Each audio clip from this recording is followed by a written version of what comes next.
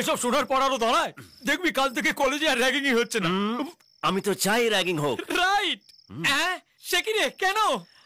কারণ র্যাগিং যদি না হয় তাহলে ইন্সপেক্টর বিজয় শ্রীবাস্তব ওখানে যাবে কি করে? সর্বনাশ করেছে। বলছি তুই আবার কলেজ যাবি নাকি? না গেলে ওকে পটাবো কি করে? হ্যাঁ। তোর কি মনে হয় তুই ওকে পটাবি আরো পটে যাবে? হ্যাঁ শোন, সব মেয়েরাই পটে, কেউ মঙ্গলবার আর কেউ শুক্রবার। শুধু পটানোর মতন ছেলে সামনে চাই, বুঝলি? রাই মাগো, বড় দাদার মতো তোমাকে একটা অ্যাডভাইস দিচ্ছি, এই ছেলেটা থেকে দূরে দূরে থাকো।